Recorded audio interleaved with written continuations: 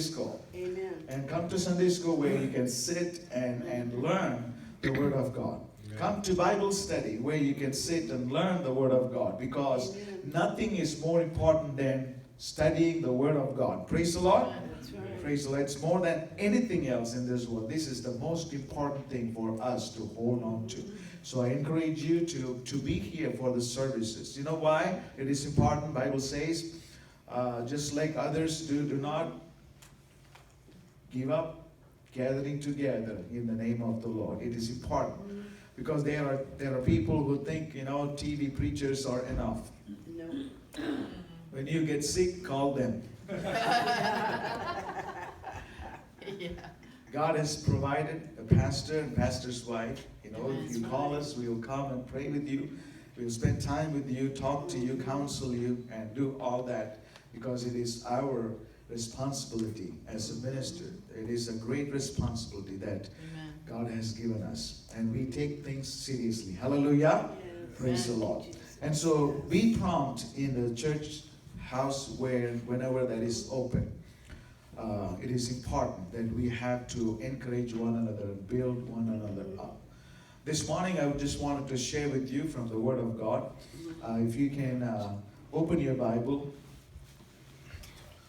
to Mark's Gospel, chapter 1. Mark's Gospel, chapter 1. As Linda announced, we're going to celebrate like 40 days of thinking about the suffering that Jesus went through as a preparation for us to get ready for the Good Friday and Easter. Hallelujah. Yes. So a lot of mainline churches, they celebrate 40 days from the coming Wednesday all the way to Palm Sunday. They spend a lot of time in praying and fasting and waiting on God and thinking about it, meditating about the passion of Christ. That is why from this Wednesday onwards, every Wednesday, we are going to have one person from the church going to share part of the body of Jesus. This Wednesday, it's going to be Ken. He's going to talk about the heart of Jesus. And then we will have somebody talk about the eyes of Jesus, and then the mouth of Jesus, and the hands of Jesus, and the body of Jesus, and all that. Each one is going to take time to study, and they're going to bring the Word of God. And so I encourage you to be here Wednesdays. How many of you are free on Wednesday evenings? You are doing at home, whatever you're doing at home. If you're busy with the television, cancel that appointment. Right? Yeah. Busy with anything else, just cancel all those appointments and come to church, because it is important. Because it is my duty to encourage you to come to the house of God. God is good. He is good all the time. Hallelujah. Amen. Praise the Lord. And so I just wanted to talk about the number 40, how much it is important. There are so many passages in the Bible that talk about number 40. 40 is a very important number. The first time you hear number 40 is that when God wants to destroy the world, in the time of Noah, God told Noah, Noah, build this ark, and I am going to bring rain upon this world. Do you know how many days? 40 days. For 40 days. Think about it. It's going to rain for 40 days.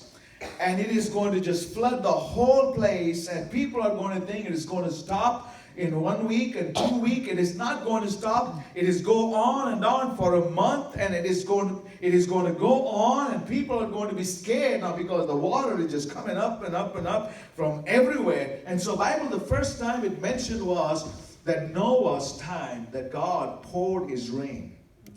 And also after all this rain and flood that destroyed everything, and Noah is just wandering on the water in that big ark. He didn't even open a window.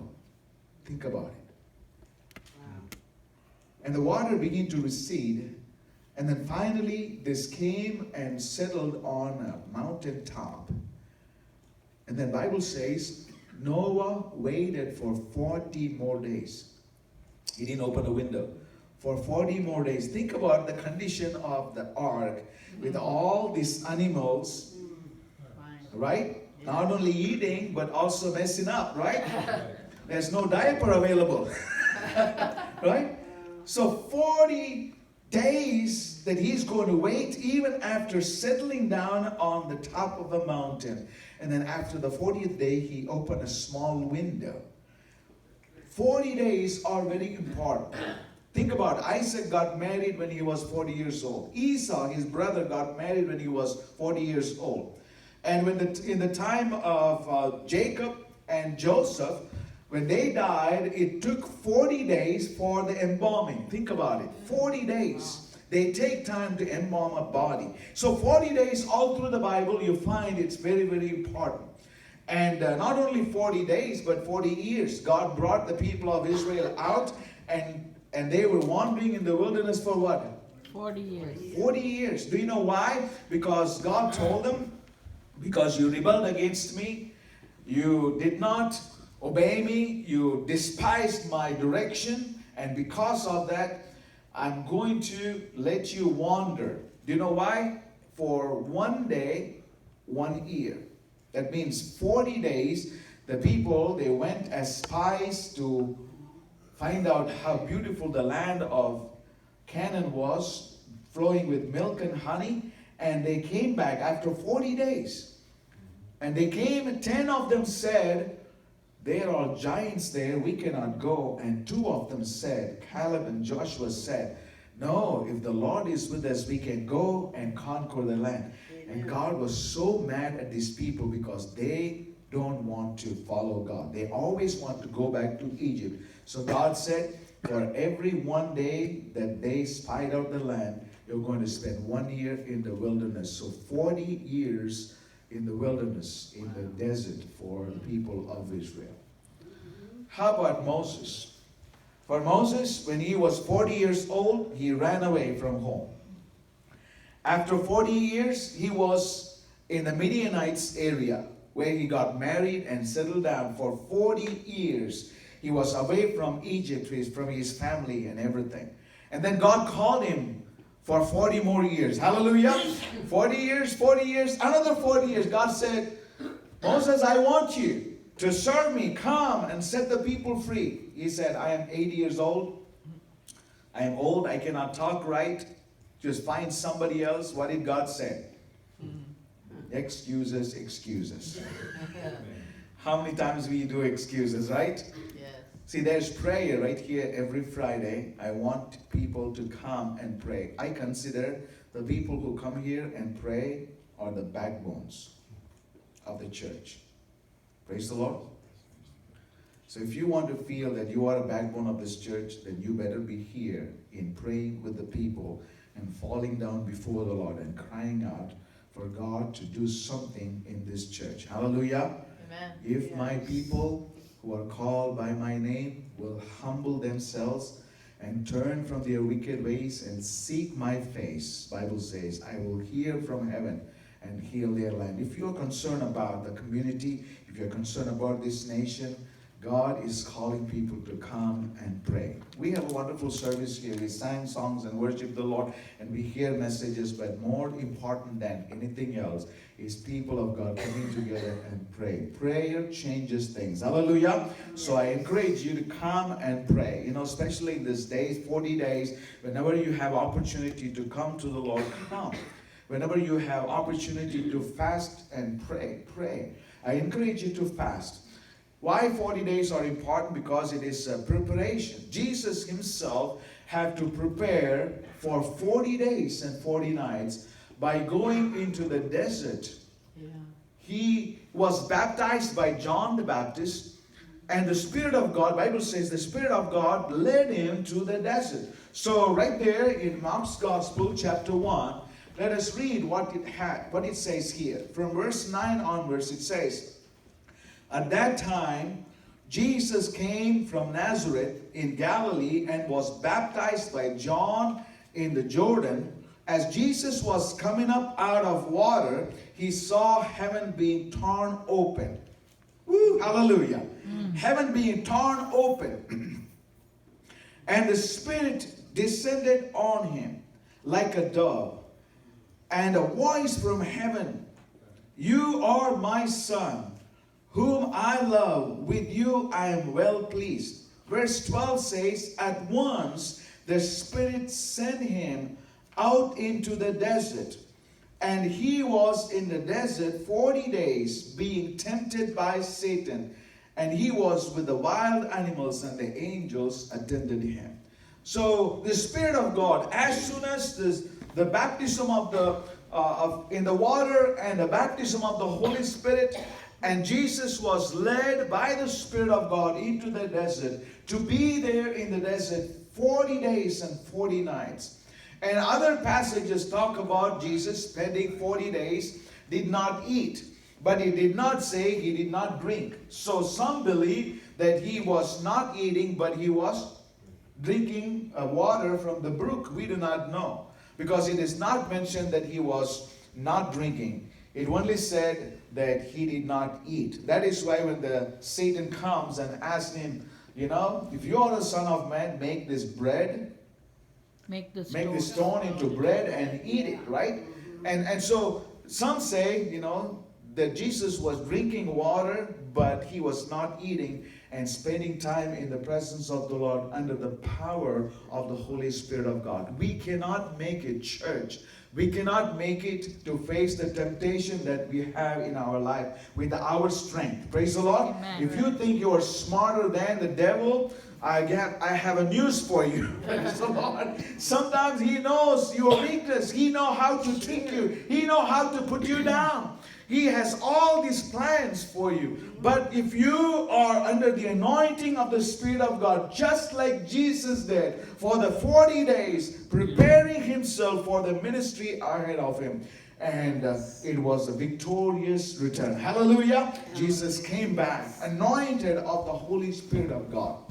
Amen. Now, so because the 40 days and 40 nights are very important, he gave himself as a time for preparation. We cannot prepare for our Christian life without being in the presence of the Holy Spirit of God. Hallelujah.